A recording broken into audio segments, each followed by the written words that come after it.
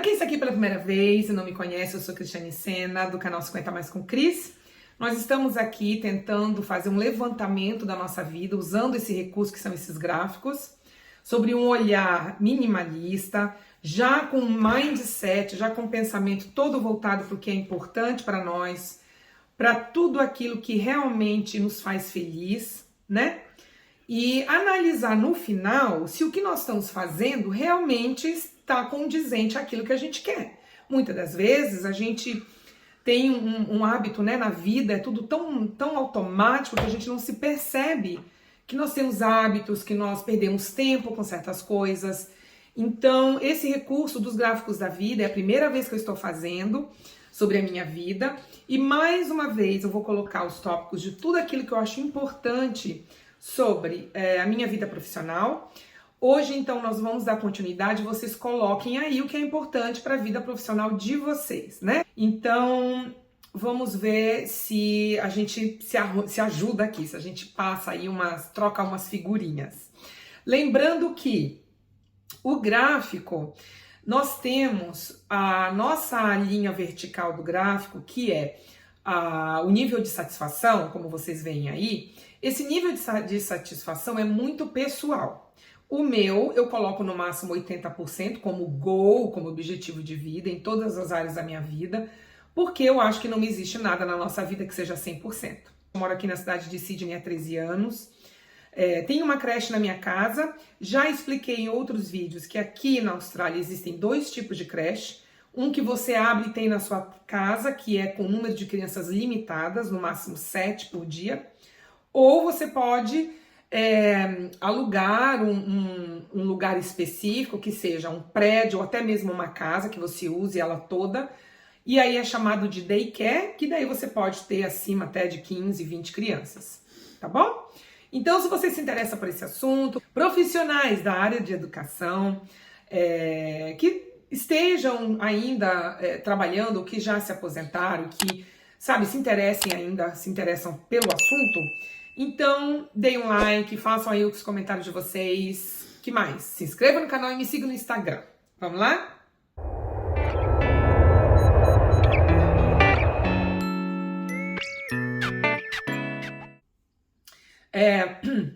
Para a gente melhorar o nosso serviço, no primeiro vídeo, que está aí já na minha playlist, eu falo sobre pesquisa e atualização, mas voltados muito para minha desenvolvimento profissional relacionado aos meus conhecimentos, né? Uma pesquisa que eu acho que é importante, que eu percebi que eu não estou fazendo anualmente, que é o que seria, né, mais profissional fazer, seria checar o meu serviço anualmente, indo até os meus competidores e ver exatamente, fisicamente, o que está acontecendo. Como é que eles estão utilizando, quais são os recursos que eles estão usando para as crianças, né? Desde equipamentos, material educacional, enfim. E eu me percebi que não estou fazendo todo ano. Depois disso vem o feedback, né? Que o feedback, que é o nível de satisfação dos meus clientes. Como eu tenho uma creche, então eu acredito que eu tenho que ouvir tanto os pais como as crianças também. Isso é uma prática que eu já faço. Então, a cada 3 meses eu tenho uma reunião com os pais, onde a gente discute coisas, a gente foca muito no desenvolvimento da criança. E no final eles podem dizer algo que eles gostam mais, algo que eles viram que eles não concordam, que eles gostariam que eu explicasse, enfim. Eu sempre deixo isso muito claro e sempre pergunto. Já tive feedbacks muito importantes que me fizeram mudar até certos hábitos. E eu acho que é assim que tem que ser feito, né? Não existe, ao meu ver, não existe uma regra que seja boa para toda e qualquer família.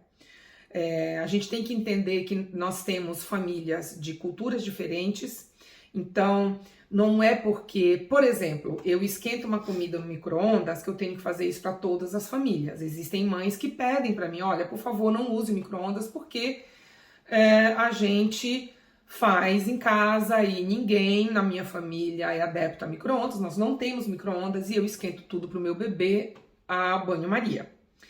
Uma outra coisa são os eventos, né? Claro que, por exemplo, a Páscoa é um deles. A Páscoa, existe toda aí a vontade de agradar as crianças com os chocolatinhos e tal, mas tem muitas das minhas famílias não são cristãs. Então, elas entendem, elas recebem com muito carinho, mas não é algo assim que se eu fizer um evento aqui na minha casa, que todos eles venham, né? Existem outras famílias que têm práticas com as crianças muito diferentes. Tive um caso de uma família indiana que a bebê, a partir dos 8 meses, ele já colocava a bebezinha sentadinha no piniquinho, que chama, né? Pinico. No piniquinho dela, que é um material já apropriado para a idade, né? Coisa que eu não fazia com outras famílias, era só com este bebê. E eu fiz por orientação dos pais e achei melhor continuar, porque é aquilo que eu falo. Eu sou uma pessoa que eu respeito, fazia parte da cultura deles. Os indianos são assim, os bebês desde muito cedo, as crianças desde muito bebezinhos, eles já aprendem a se livrar da fralda o mais rápido possível. Então eu fiz. E com relação ao feedback da minha criança, é com as atividades, com os brinquedos. Então, às vezes, a gente senta, a gente faz reuniãozinha, eu pergunto para eles, olha, me falem daqui o que vocês gostam mais. Aí eles apontam assim, né, gosto mais disso, e aí eu vou mantendo. E aquilo que eles não gostam muito, que eu vejo que não tem muita procura, eu também vou trocando e vou me desfazendo de coisas que a gente não usa muito, né? Nossa, a gente tá terrível hoje, viu? Me desculpe, mas tem que ser assim. Nossa! Ai! Bom, uma outra coisa que eu acho que vale a pena com relação ao feedback não é só sentar com o pai e com a mãe, combinar um dia pra gente resolver todos os problemas ali. É algo que vai acontecendo durante, né, o período que as crianças vêm aqui. Durante a hora que eles deixam as crianças até a hora que eles vêm buscar as crianças. Então, com o decorrer desse tempo, às vezes eles fazem um comentário e aí eu fico atenta, anoto lá no meu caderninho. O último que eu acho que vale a pena a gente colocar e que está muito relacionado ao serviço em si, é a gente saber se colocar como educadora. Eu não sei se as educadoras que estiverem me assistindo, se tiver alguma delas, coloquem aí se vocês concordam ou não, mas eu acho assim, que é algo que eu vi pela minha experiência, pelas outras creches que eu trabalhei. A gente precisa ser muito claro com os pais, desde quando eles começam, desde o pai e da mãe de primeira viagem. A gente precisa ser muito claro com relação ao que a gente vai oferecer. Então, a minha entrevista aqui, que a gente chama de tour, que é uma visita, a cada ano eu vou sendo mais explícita, eu vou checando isso com os pais, é de realmente explicar qual que é o meu serviço, né? Por quê? Eu vejo, gente, isso é muito comum acontecer. É muito comum alguns pais entenderem que nós, educadoras, temos que também ensinar o comportamento para as crianças. Claro, existe uma disciplina, não é? Aqui na creche existe toda uma rotina, a gente não almoça em qualquer hora, a gente não come os lanchinhos em qualquer hora, tudo tem a sua hora certa.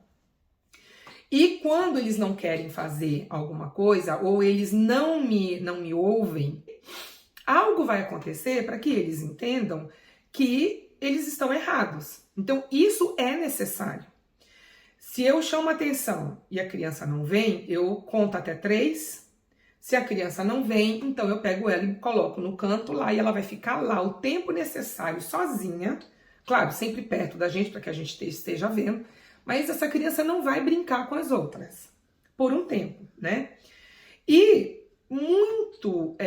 é muito comum relatos de pais que às vezes vêm, né, no meu ouvido, ai, nossa, mas é incrível, Cris, como ele respeita você, porque em casa não respeita. Aí eu pergunto, tem rotina na casa? Não, não tem.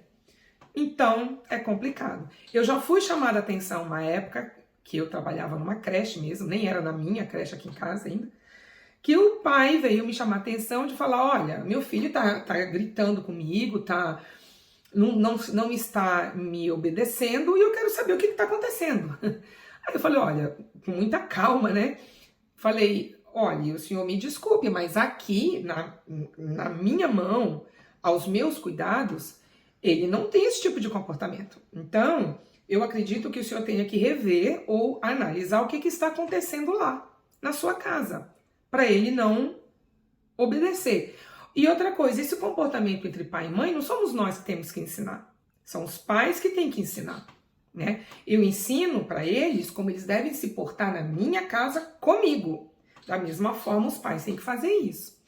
Saber o que eu realmente ofereço, ter essa análise, né? Essa rotina de ficar atenta, de sempre ter uma informação de como que eu estou agindo, isso é uma coisa que ajuda muito, né? A gente evita muito problema lá na frente com os pais.